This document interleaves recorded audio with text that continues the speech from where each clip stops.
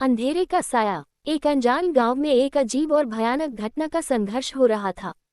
गांव के निवासियों के बीच खोज खोज की तलाश में जीवन के अज्ञात और अनजान अवधारणाओं की वजह से डर फैल गया था।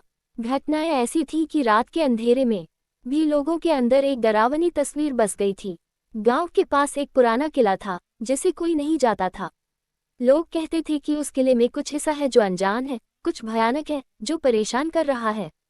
रात में जब अंधेरा छाता, वहां से अजीब आवाजें आने लगती थीं।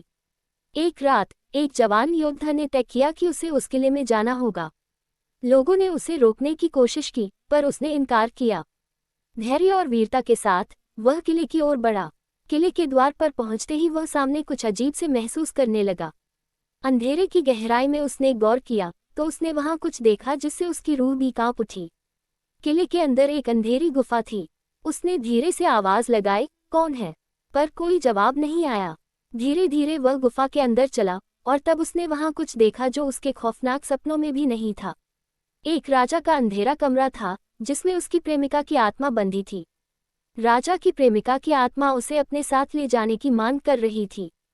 योद्धा ने उससे अपने आप को छुड़ाने की कोशिश की, पर वह अचानक उसके पास आए और उसका हाथ पकड़ लिया। उसके हाथ में एक अनजान ताकत का एहसास हुआ जिसने उसकी हड्डियां कांपने लगीं। उसने भागने की कोशिश की, पर वह नहीं छोड़ रही थी। अंत में उसने उसकी आत्मा को उस गुफा से छुड़ाया, पर उस दिन से उसके सपने हर रात डरावने हो गए।